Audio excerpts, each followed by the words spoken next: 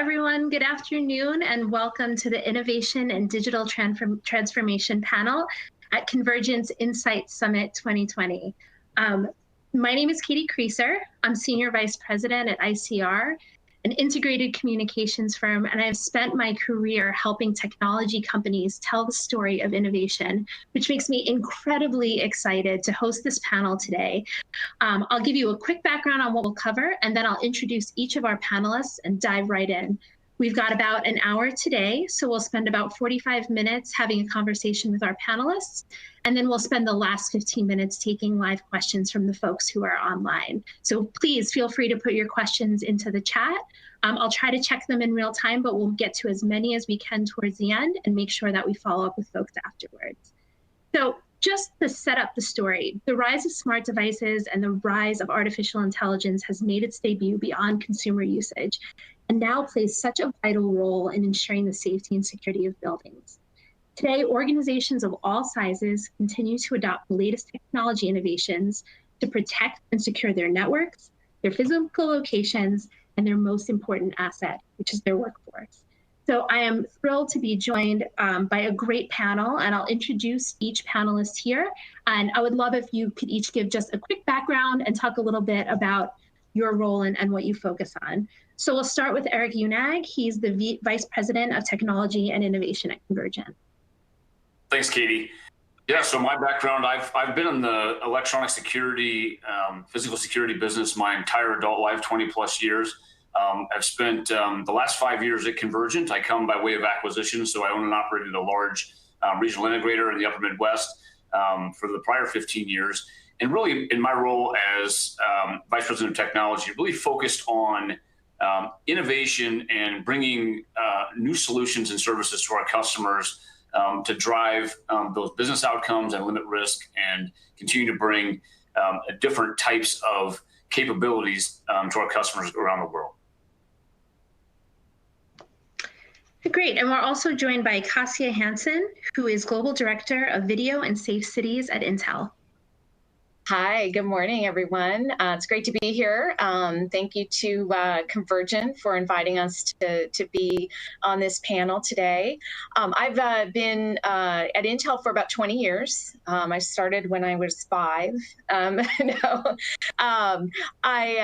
the years, I've had a lot of different roles at Intel. Had the opportunity to work both on the IT side as well as the OT side, with a focus on data center, storage, AI, and IoT. And so today I work with our partners to help them develop their solutions on Intel, and then we accelerate those into the market with customers and scale global adoption of new solutions in the IoT space, specifically for video and smart cities and, of course, large venues as well. Thanks. We're also joined by Ravi Dubell, who's Digital Transformation and Cyber Risk Leader at Deloitte & Touche, LLP. Thank you, Katie. Good afternoon, good morning, all. My focus is bringing, cybersecurity and privacy lens to the intersection of these various technologies, whether it's cloud, Internet of Things, 5G, blockchain, and AI. What we try to do is when customers leverage these technologies to create a complex ecosystem, essentially to disrupt the market or to enhance just the experience for their employees and users or customers, our focus is on how do we solve the cybersecurity and privacy challenges. And my group specializes in the security engineering and the security automation approach. And what we pioneered is using cloud as a common platform to be able to integrate all these disparate various technologies and also use it as a security control plane to be able to control all the IoT, AI, different technologies. Thank you. Thanks, Ravi. We also have Irene Kennedy, who is a business development leader at Amazon Web Services. Hi, everyone. This is Irene. So I'm part of the AWS business development team, and my primary focus is new AI ML service. So again, the current focus even in that is computer vision these days. Been at AWS for about 4 years now. Started with technology alliances and then now doing more of one product and business development here. And prior to this, I was at General Electric, where I led an innovation center in the digital business. So definitely the topic of digital transformation is near and dear to my heart. So probably different enterprise companies and 20 years of in the software space. So excited to be here. Great. When we think about innovation and digital transformation, gosh, what a gigantic topic. And I think, especially in the past few months, that we've seen the phrase digital transformation really become kind of a broad catch-all for all of the things that are pushing businesses forward, particularly since the start of COVID-19 and the pandemic, which has really progressed some of these technologies. So I thought a good place to start could be to hear from you all, to hear how you're currently defining digital transformation in the work that you do. And Uday, I'd like to start with you. What is your definition of digital transformation right now in the context of your own work? Yeah, I mean, from a digital transformation perspective, I think the way we look at, we have specific programs for digital transformation at AWS. And the way we look at digital transformation is, again, starting with the notion that no two digital transformation journeys are alike, right?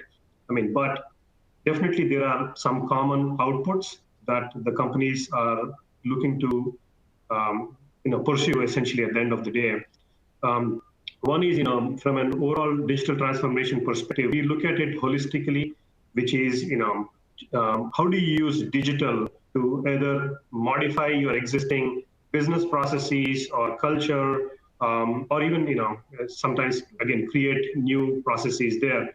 But at the end of the day, what you're trying to do is make sure that you're trying to meet your business expectations and trying to reinvent yourself to meet your customer expectations, right? Which could be, again, in the form of the outputs could be new customer experiences or getting your company ready to innovate faster, be nimble, and also become a lot more cost efficient to compete in the changing landscape. And Eric, how is Convergint currently looking at digital transformation? What does that mean for the organizations and partners that you're currently working with? Yeah, I consider myself very fortunate because in my role in technology and innovation, I get the luxury to really interact and collaborate with a lot of our largest global customers and hear how they're thinking about digital transformation. And it really, has certainly informed my personal view of, where digital transformation matters most to customers. And, Uday talked about this, but I think, when you think about really the customer and the employee experience right now, I mean, it's just the whole stack of technology that we've all been referencing here around, AI and cloud and data and IoT and blockchain and all the technologies that are, I think are maturing simultaneously at a time when that truly transformed customer and employee experience is, really one of the primary objectives of applying all that technology. And so, to me, those two things, in conjunction with thinking about how processes are truly transformed, I think that's the difference between sort of the buzzword definition of digital transformation and where you really see it having a real impact on organizations is when you really get down to that transformation. This isn't an incremental change in technology. This really is, fundamentally something that's on par with, if you think about it in history, this is the fourth industrial revolution we're talking about that's on par with electricity and the mechanization of manufacturing. That this is, something that we all get to live through, in a pretty short period of time in our lifetime to see, really a worldwide change in how, people operate, interact, serve each other, serve their customers. And so I think the idea that it really is focused on that transformative impact on all those things, to me, is where I see our customers becoming most excited about digital transformation as a theme. And Ravi, how about from a risk perspective or compliance? How, within that context, how are you currently looking at digital transformation? Yeah, and you bring up a very valid question, Katie. So security is sometimes seen as a part of the organization that's kind of applying brakes on innovation, or it could be that given that the application teams or the business teams are trying to accelerate to the market, to disrupt the market, or to improve the customer experience or the employee experience, they're running faster than traditional security teams are able to catch up. So the way we approach this is we want security to be front and center as an enabler, and taking on a engineering approach, taking on an approach where we're automating security function, the capabilities and processes. That's been tremendously helpful for our customers to be able to accelerate their innovation, and where security takes the front seat with the business stakeholders and is very much aligned to the business objectives rather than acting as a more of an audit function. So that's how we've been kind of helping our customers in this space. And Kasia, I wonder, there's so much emerging technology that I think folks might have thought, back last year or prior to March was nice to have, or a stretch goal, or things that they were working towards. When you look at AI or when you look at IoT, have you found that 2020 and what's changed in the world has changed the way that organizations are thinking about innovation and what those innovation strategies look like and adoption of emerging tech?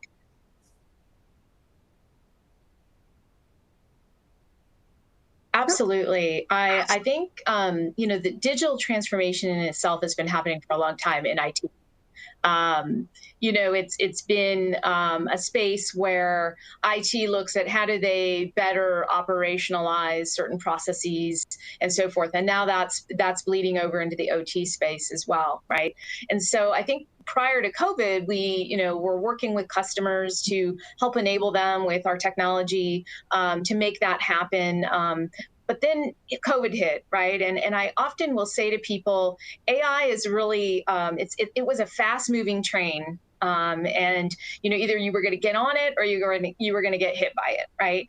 I think from it really accelerated development of new solutions and in the marketplace very, very quickly, right? Because right out of the gate, customers started saying, hey, I need to create better processes to manage occupancy or new analytics, and how quickly the market responded to that I think was pretty impressive. So I think it's been accelerated this year. I think using technology to automate manual processes and improve processes like touchless or more powerful security and access control, I think those have completely been accelerated, and we'll continue to see that over time. And I think as we go into 2021, we'll continue to see that acceleration in a big way.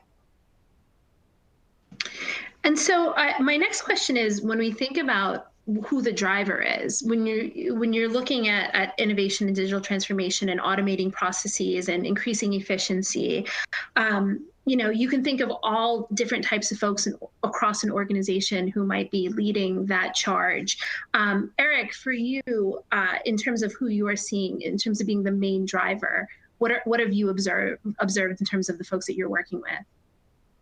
Yeah, again, I benefit from an interesting position of having a lot of those conversations with global customers, and if you did a Google search, I think across any recognizable brand name that any of us would see, and add a digital transformation to that, you would see a very visible outward representation, probably of a digital transformation strategy somewhere in an organization. But I think for our largest customers, very much as a executive C-suite led, board visibility, very much a public facing strategy when it comes to digital transformation. You see this as, everywhere, as people understanding that this is a way to evolve capabilities around customer and employee experience, and obviously improve their ability to compete and differentiate themselves in the marketplace. But I think depending on really, where you are in those three big buckets between, if the focus is customer experience, and obviously you see,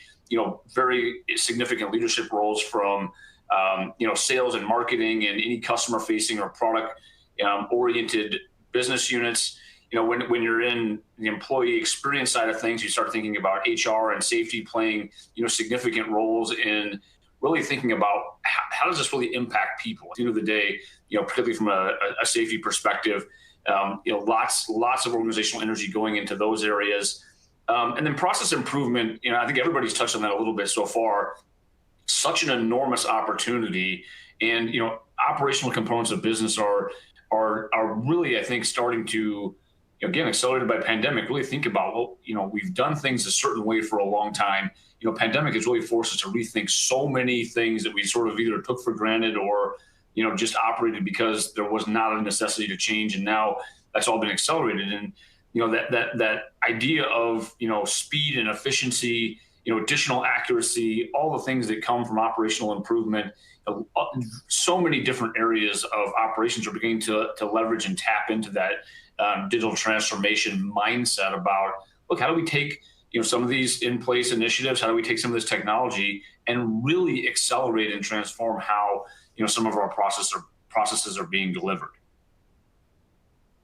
So I have a question here from someone who's attending, Jennifer, and I'll open it up to you all to answer. So the question is, I see a lot of customers get into proof of concept that will help them transform, but then stall. And two questions around this. Why do you think many customers don't get past the point of concept phase? And how do you help your customers move past POC to really reap the business outcomes and the benefits of digital transformation? I'll open that up, and whoever wants to kind of jump in and answer that would be great. Katie, I can take that. This is Ravi. So, in terms of just relating from an experience we've recently had, and one of our clients was trying to leverage technology and perform proof of concept. The idea was to automate some of the restaurant operations, leveraging a combination of computer vision, IoT, et cetera. But what was overlooked is, the culture, at the company, and how do we transform the culture, and how do we move from this POC stage to be able to actually enable the pilot across the different franchisees that they have. Not taking into account some of those culture elements, truly were one of the first, I would say, inhibitors from a POC to the next phase. And then a second item was misalignment of business objectives. Oftentimes what happens is there's different silos within the business that want to leverage a particular technology or a solution to deliver to the market. And you need support from your own stakeholder group to be able to internally align and enable that. So we help sort that out, helping them develop a governance model, helping them plan for strategic communications across the firm. And then obviously we're responsible for their security, but we have a broad set of offering around human capital management that truly help them understand, hey, culture shift is important, as important as thinking about disrupting your business or transforming your operations, just leveraging digital technology. Ravi, I think you're so right. I think that's a great example. As you were talking, I was thinking, we're going through a proof of concept with a customer. And, I think the one thing I would say is don't be reactive. If you're reactive, it's not going to work, right? If you're reacting to something. So it's better to plan ahead, have some success metrics in place. Like you said, Ravi, make sure you have the stakeholders aligned, and what success looks like at the end, and really build that plan. And because, oftentimes, especially through COVID, you see customers being very reactive, like, I need this. And it may not be a fully vetted solution for them, and they're investing a lot of money, and it's not, they don't have a long-term purposeful usage for it, right? It's just a reactive usage. So in some cases, those proof of concepts sort of just fall, and then they don't see success. So really having that clear definition, going through that myself right now, it's having that clear definition is, I think, really important, and the strategy of why you're doing the proof of concept, and then the success metrics. This is, we could probably have a panel on this topic. Yeah. I'm passionate about this, but this is such an important area. And whoever asked the question, thank you for this, because we've seen this is such a fast-moving area, particularly when you think about computer vision and AI, a lot of different technology.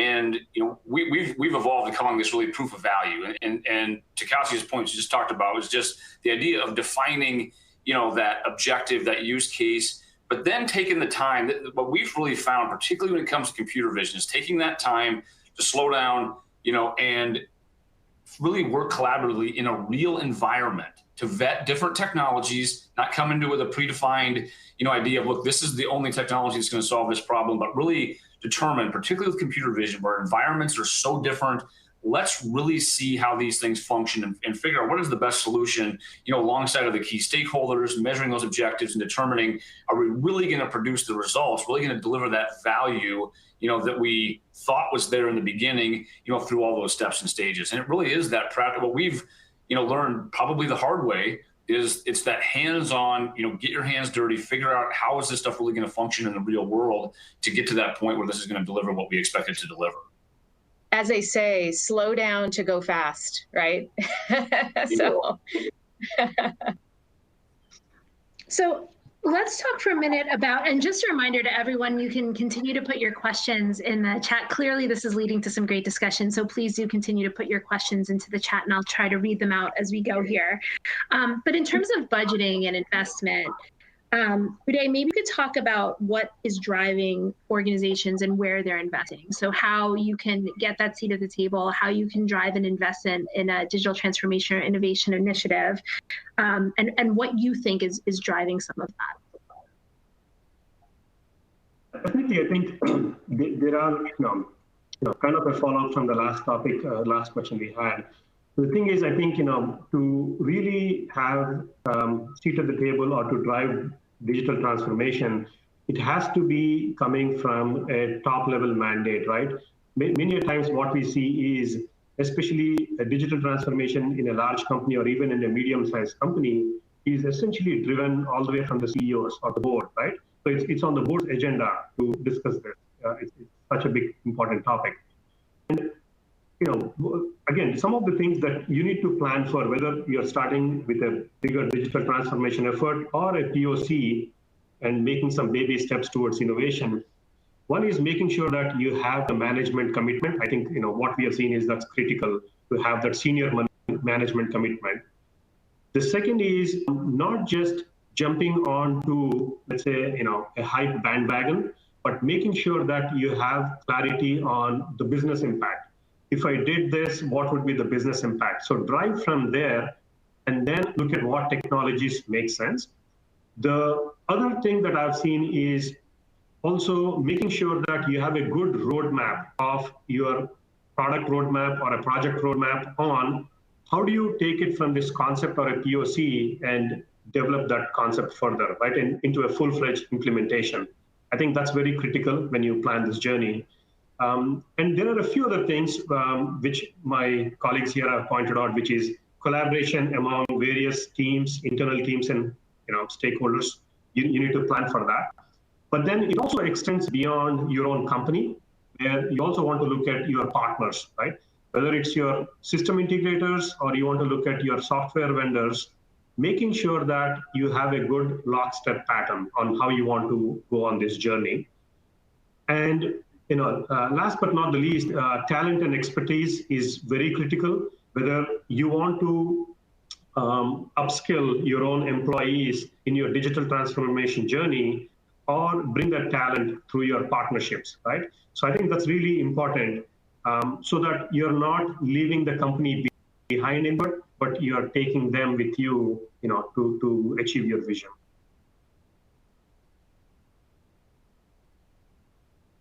So I have another great question from Craig that kind of plays off of everything that you are all just discussing. So I'll open this one up to the group as well. If we were to break digital transformation into 4 key stages, how would we think about those stages? What kind of functionality would we, I would imagine this also depends on the technology, but what would be the core functionality that you would expect to see at each phase, and what would examples of that look like? And I'll throw that out to the first person who wants to answer it, but maybe we could all kind of discuss what that evolution or that journey through digital transformation looks like. Yeah, I can kind of start off there. Digital transformation is no different than innovation, right? And innovation is a process of taking a problem statement and then that, equating that in the context of business is, what am I trying to solve for? Am I trying to improve my customer experience? Am I trying to improve my employee experience? Am I trying to disrupt the marketplace? So define your problem statement. That's number one. The second step of innovation is come up with ideas, right? Come up with ideas and you identify, a team of stakeholder group, internal, external, including your vendors, your customers. You want your internal stakeholders, everybody to pitch in with their ideas and kind of consolidate that and churn through these ideas. And a lot of times what happens and what's kind of stopping or as a blocker for innovation is people always focus on limitations. Our company doesn't have AI skill set, so we should just focus on getting maybe machine learning, and cloud. Don't hold yourself to what your current capabilities are. Always think outside the box, have some wild ideas, and that's what shifts you, towards this digital transformation future. So that's the next step. A third step is from the divergent, set of ideas you have, try and converge, in what are the refined set of ideas and use cases in the context of an enterprise, right? What are my use cases and what do I want to prioritize? And that's kind of the third step. The fourth step is start implementing and fail fast if you need to, right? And that's what cloud and all these digital technologies enable you to do. Do a small POC, see if it's actually meeting your stakeholder requirements, is it meeting your business goals, your metrics, and then continue to, again, iterate and improve the solution. So I would say those are kind of the fundamental pillars to any innovation. Yeah, and I would like to add with a few recent examples on what we have seen, right? Which is like I'll give you some examples specifically in like retail, hospitality, and few other industries where it's been rapid innovation and leading to digital transformation. For example, one of our customers called American Prep Academy. What they do is essentially, they provide an online platform for education. And again, with the recent COVID, they couldn't host their on-prem classes, right, on-site classes. So they had to innovate. And the innovation has now led to more of a digital transformation journey for them. But specifically, they used a technology called Amazon Connect, which is basically cloud center, your contact center in the cloud platform. And they've leveraged that, and within a day, within a couple of hours, actually, they have built a platform where they could enable their customers, which are the students and the instructors who could make use of this technology. And with my panelist here, with Intel, at the beginning of the COVID, what we have seen is one of our partners, again, based out of India, called Career Launcher. They were meeting the demands of the New Delhi public school system, right? And the public school system was not geared to address the demands from a remote enablement perspective for their students. And Career Launcher was a partner that, along with AWS, we worked with Intel on this initiative where Career Launcher was able to build this platform or run this platform on AWS and scale to 165,000 students when they rolled it out. But again, created in such a way that it can scale to millions of students, right? So sometimes it's the need that's enabling the digital transformation. But the key is, do you want to wait for it or do you want to get ahead of the curve and be ready for it, right? I mean, take the concrete steps on even starting a small innovation journey or a small pilot and taking the baby steps to get to the bigger digital transformation that you want to enable for your customers. I think Ravi makes some great points there. I think the stuff that Ravi laid out, I think what I would observe with our customers, and particularly probably most of the roles and responsibilities that are maybe listening to this panel, is that I think part of what Ravi's describing is don't think you have to reinvent that process as a specific function within your organization, there may be in place existing, digital transformation initiatives where sort of the thinking is established and a process is there. There may be a technology stack or an investment. I mean, Deloitte might exist, utilizing some AWS platform innovation, building blocks. And when you think from a business line perspective in security operations or risk or another business area, don't think that digital transformation for your particular area of impact in the business has to be a ground up initiative that starts right there.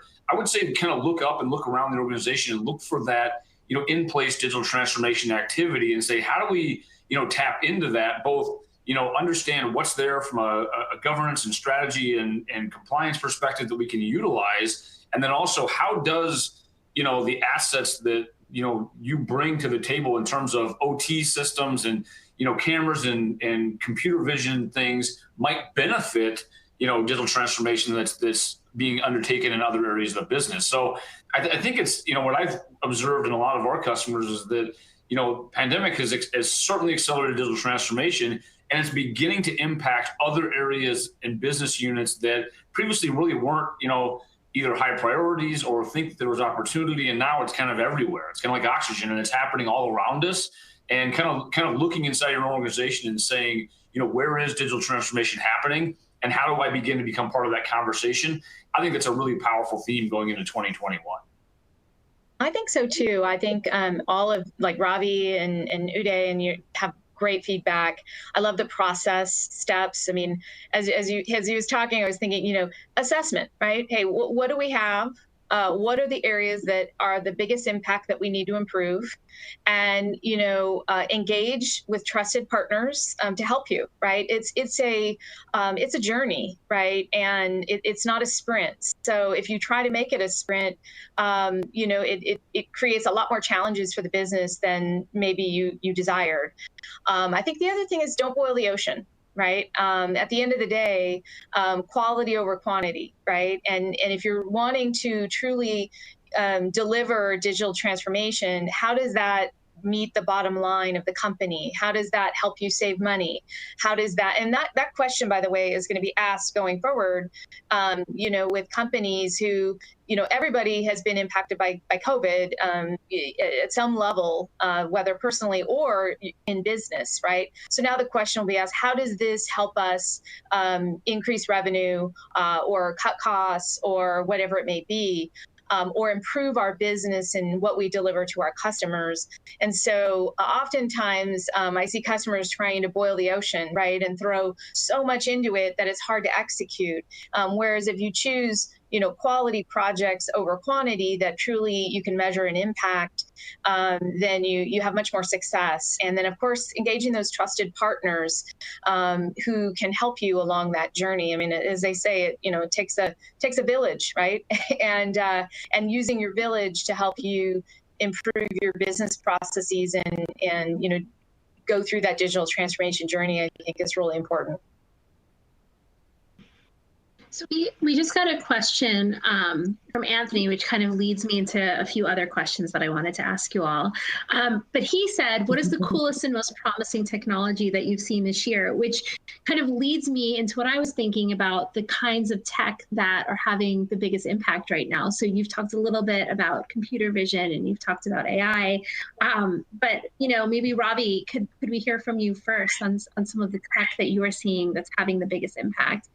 Sure thing. Great question, right? And definitely seeing increased usage of computer vision, AI, ML, cloud, IoT, combination of these. And I'll give you a few examples of projects that I've been leading with my customers. First one is restaurant operations. COVID has disrupted the whole restaurant industry the way we know it, and everybody's trying to evolve. And how do we create a restaurant business that's safe for my customers, for my employees? And so leveraging AI for drive-through, as you drive through, AI is interacting with you in multiple languages and accents. And it actually is taking data from you, it remembers your preferences. And the AI is relaying the order to the restaurant system where a robot kitchen, robotic arms, et cetera, are cooking, whether it's your burgers or making pizzas. and computer vision kicks in, where computer vision is actually cameras and IoT sensors that are looking at, are the toppings on the pizza falling at the right place, and the quantity of the toppings is right. And all that data is ultimately connected to central cloud, like AWS has an amazing platform, right? So in the cloud, there's additional decision-making applications. It could be, machine learning. It could be recognition type of tools or services that essentially process all this data, control the inventory, control the robotic arms precision and things falling in. So that's just one example. Another example is, and this is a great, again, COVID-related example, is we all had to go, I'm sure, see virtual doctors, and that trend is only growing. And another area is disaster, relief, and not having physical doctors on site, but you're able to at least communicate with patients virtually. That's enabled by cloud. But the concern there is you don't have patient vital, data when you're a virtual doctor, right? It's about listening to what the patient is saying and kind of relying on what they're saying. So what we're doing is leveraging your smart devices that are already on your person that collect all this vital data, sending it to the cloud where there's upstream decision-making platforms that are actually then pulling up your patient health record, marrying up the symptoms to see, oh, is this person really at risk for these different, symptoms, sending that data to your virtual doctor to enhance your patient, care experience when you're online with them. So these are just few examples, but there's airports now trying to leverage AI, to be able to screen early patterns of COVID-type symptoms, et cetera. So I think we'll see a lot more, transformation. I'll pause. I'm sure my panelists have other great examples. Yeah, Ravi, I think you're absolutely, I love that you mentioned robotics because that's one of my favorites. I actually participate and co-lead a fund at Intel around the Pandemic Innovation Fund. So back in March, we announced a very large investment to fund innovations that help with the pandemic. And so I work with a colleague to manage our economic recovery, which brought in a lot of innovation solutions that were really cutting edge. We also did a lot of investments in the healthcare space as well as education. But robotics, to Ravi's point, I think robotics is going to be a growing area for sure. Whether it's sanitization, whether it's delivery. I mean, we started seeing that with other companies using robotics in new ways, and especially in manufacturing, there's a lot of robotics there. But I think we'll start to see it a little more mainstream, whether it's at hotel check-ins or in a restaurant, and those robots do a lot more than just walk around, right? They clean stuff, or they can tell if somebody's following the social distancing rules. There's just a lot of unique robotic efforts coming out. And I think the other piece, we did a big survey with some customers around the globe around economic recovery and making spaces safe. Hands down, where companies are investing is contactless and touchless and sanitization. Like, how do they keep their spaces safe and help customers, feel like they're in a safe space? And that includes the airlines, right? To your point, Ravi, the airlines are looking at how do they create better mechanisms to test the air quality through their dashboards, their maintenance dashboards. How do you look at airports and the flow of traffic and how long people dwell and where they are? And, you look at, I happen to fly United Airlines, but I can go to United now and check in, and I don't have to touch the screen. I can do it through my phone, right, when I'm actually checking my luggage. So there's so many new innovations I think that are going to be really cool that help us, right, and help our new life as we know it, I guess I would say. I think, Eric, how about getting us? Oh, I was just about to ask, yeah. Pile onto the theme, but I think this is a really important one. And, I'm going to single out computer vision. And I think computer vision, when you describe computer vision, really it's a combination of technologies. It's AI, it's IoT, it's cloud. Computer vision really is enabled by, the maturity and the combination of those technologies. But the reason I think computer vision is kind of that singular theme in my mind is you really think about transformation, the transformative impact that anything we see, we are at the verge of anything we're able to see being turned into data. And if you just have to let that sink in for a second and say, it's not just recognizing faces and kind of process stuff, and we've described some of those things, but if you think about the fact that anything that a human can look at and make a judgment on and say, this is better than that, this is right, this is wrong, this could be improved with these things, where you're looking at it and making a visual judgment based on what you see, we're rapidly approaching, and I think next year is going to be a real tipping point in the ability to bring that level of understanding of the physical world to the digital world about what's happening, why, trending it over time, understanding those interactions, and really, again, transforming the way things are assessed, analyzed, and optimized in the real world. And so that whole theme of computer vision, that term is it's one of those buzzwordy terms, computer vision, but that really does mean something. And I think particularly for our security customers and security directors and chief security officers, thinking about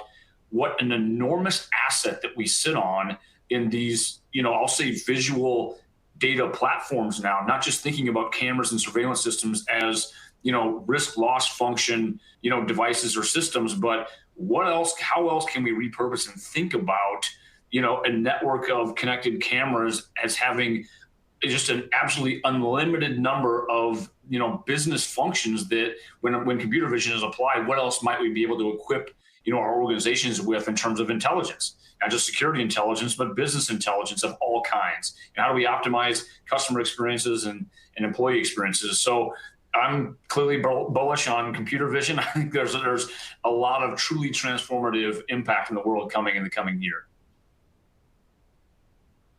Well, Eric, I was going to ask you about bringing folks back to the workplace safely and what some of this could look like in terms of building technology to make, I'm in New York, so we were hit pretty hard and everyone went remote, as many companies did. And I start to think about, what does the digital transformation of a building look like? What does safety look like? And how can AI be applied? And how does all of that come together for an innovation or a digital transformation initiative?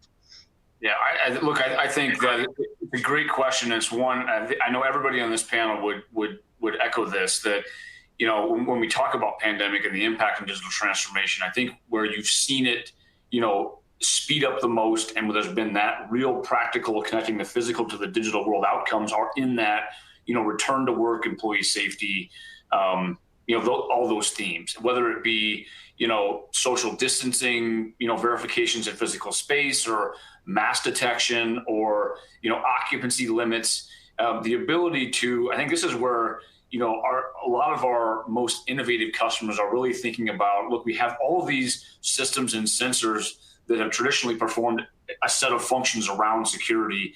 When we connect those to in place other digital transformation initiatives, whether that be things like health attestation, so that you determine if your temperature is elevated or you're not feeling well, and that activates or deactivates your physical access to space, and all kinds of additional interactions and I'll say digital connections to other systems and capabilities inside of organizations. So that pandemic is, no one would ever wish this on the world ever again, clearly, but the impact on how people are thinking about leveraging those technologies to change how employee safety is actually executed, accelerated, managed, and assured is truly been something spectacular to watch in the last 9 months. And I think I heard a quote recently from Microsoft CEO that talked about seeing 2 years worth of digital transformation in the last 2 months.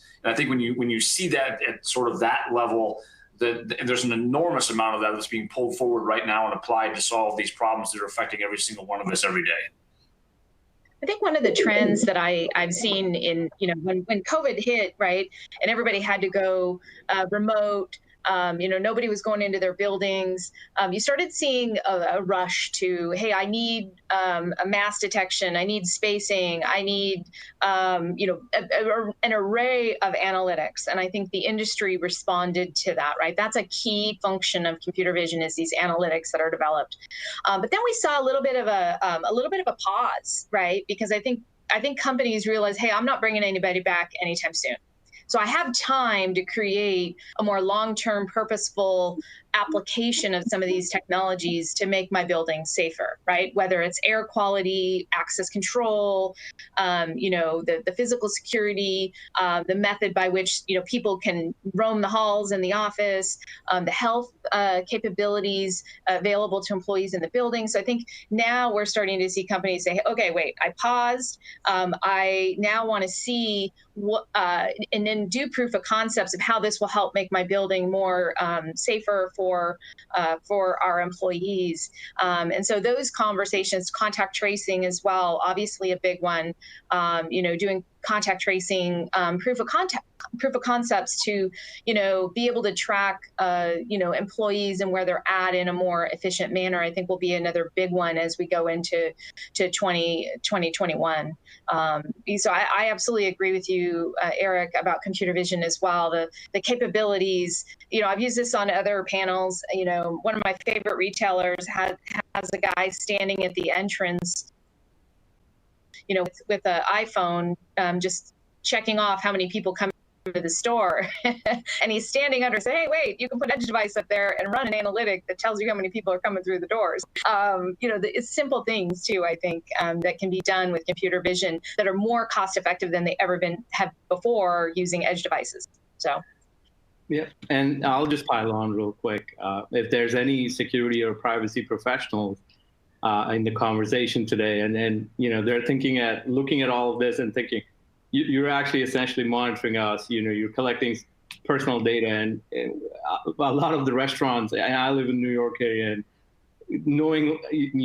not knowingly what they're doing is they're collecting so much PII. They're collecting my PHI and kind of correlating a lot of that. And even if you go back to work, while we have technology, to be able to give us this advantage of being able to measure things, your health, patterns, your contact tracing, your social distancing patterns, etc. It's also important to protect your privacy. It's important to ensure that you're staying compliant. It's important to ensure that data that you're collecting is secure and is only used for the purpose it's being collected. So that's where we come in, and we make sure that organizations are not just leveraging these technologies left and right to accelerate and bring people back, but it's also, let's take the time to make sure it's secure.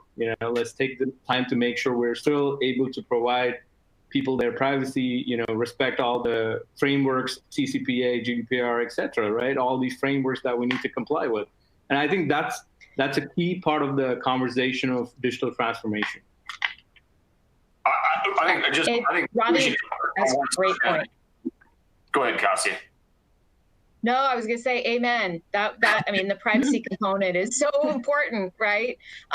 We all need to follow, stringent ethics and privacy policies, and, even small companies, that rely on, integrator partners, for example, to help them, having those policies in place are just so important, especially if you are collecting data on people. I've noticed many will do certain scanning as you come into the building, but they're not collecting the personal data, right? Especially in education, right? You don't want people collecting information about your children. So completely agree, Ravi. It's a great point. Great reminder. What I was going to pile on there about is I think there's really an element, and we talk about this with our customers often, is just this responsible use concept. Is that, everything here is, can be used for excellent, purposes to better the world we live in, or it can be used, in a wrong way. And I think that a couple of people have mentioned the whole, idea of adopting technology and the importance of partnerships. And I think that becomes such an important element at the speed and the urgency that all of this is moving around us right now, is that having the right people like the three of you around the table and your respective organizations, and the depth and level of thinking that we've all put into not just how do we solve these problems, but how do we solve these well, for the benefit of everybody, to do it responsibly, to think about how do we align those with the beliefs and purposes of our respective organizations and our customers' organizations. I mean, those are all things that we've all thought about, our organizations think about every single day. And it's a really important thing going into initiatives like this, that we account for that and put intentional thinking around, how do we use this responsibly, and how do we align those, business outcome objectives with, the cultural imperatives of our customers' organizations.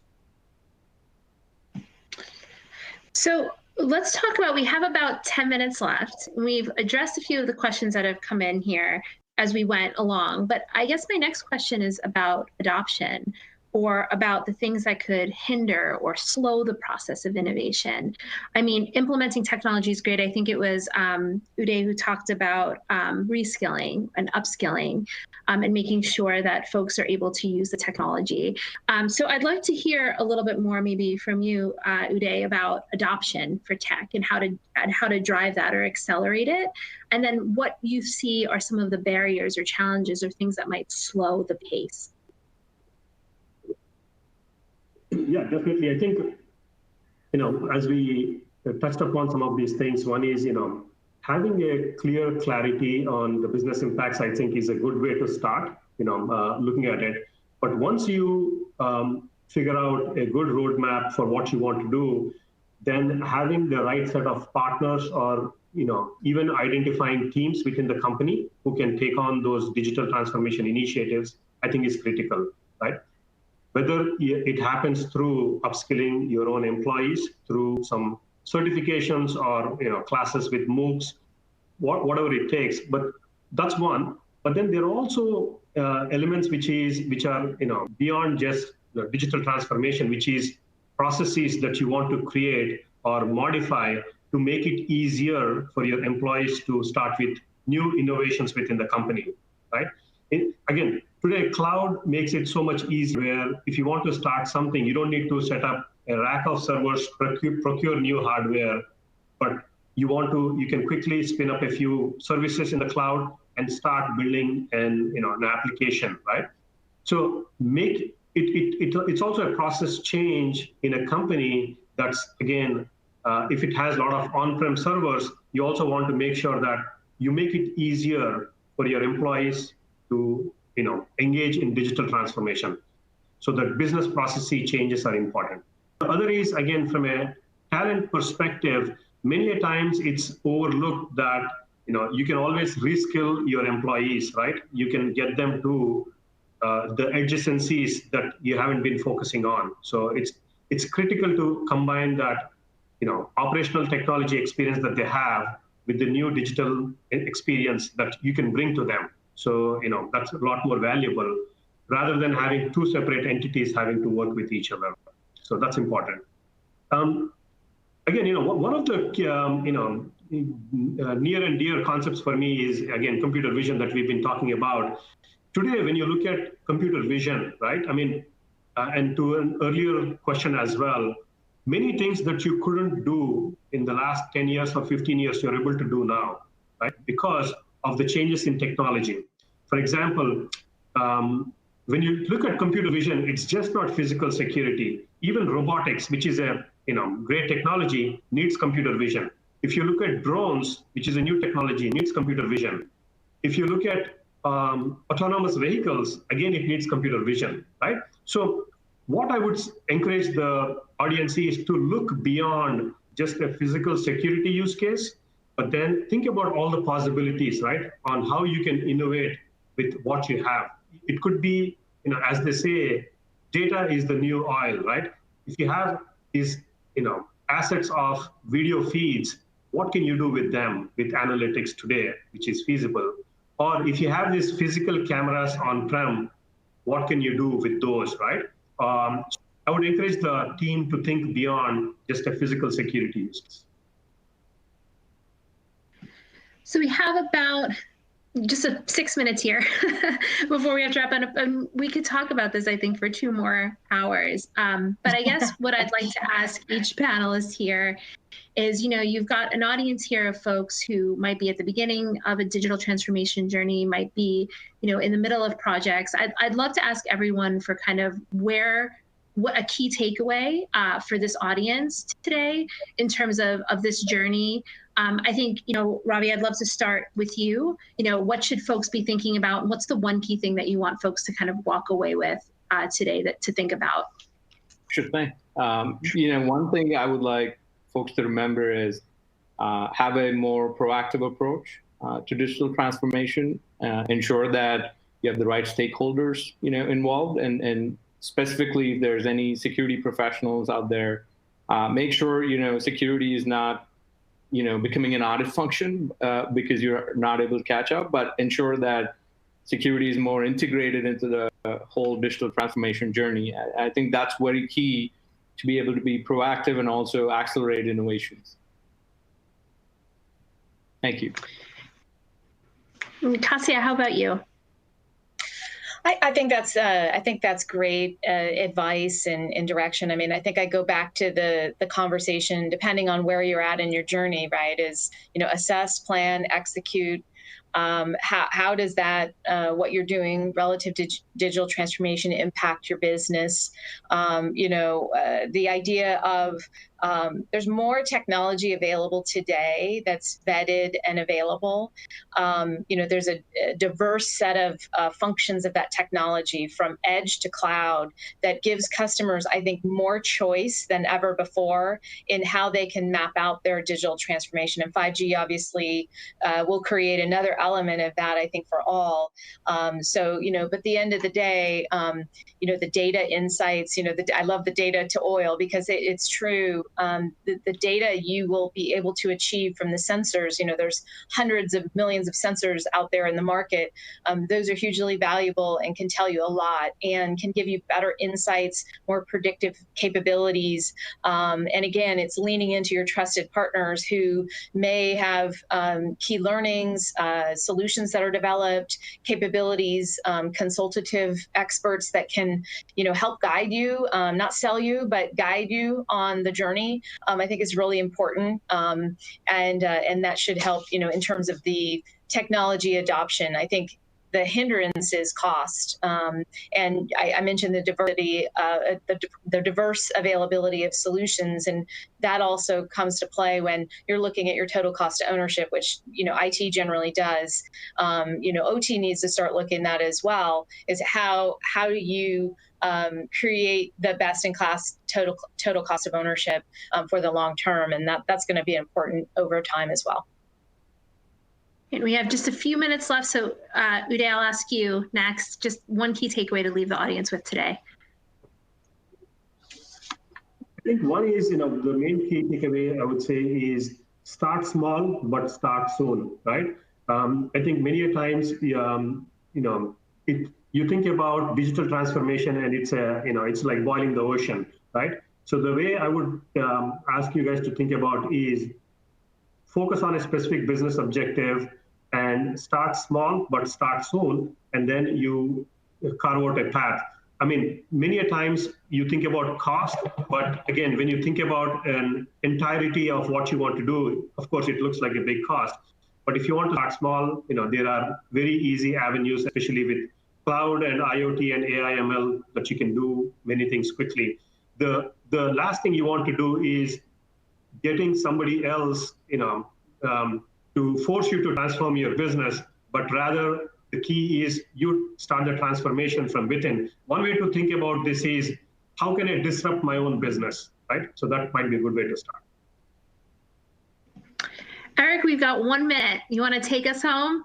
Sure. I think for all of the security professionals listening to our panel, my key takeaway is to look for digital transformation inside of your organization that's already in progress and in place, and to think about all of the assets that you have, whether they be building systems, but cameras in particular, as those visual data intelligence platforms, and how else can you drive usage of that camera and that visual data. that there's an enormous amount of value to be unlocked for your organizations, and there's a lot of value to be delivered to your customers and your employees there. Great. Well, that's all the time that we've got. And thanks everyone for joining the session today. Thank you so much to our panelists. I feel like this conversation was incredibly productive and valuable. And we've got 2 days left of the Convergent Insight Summit. So I hope that everyone enjoys the rest of the program. And thank you so much. Thank you. Thank you.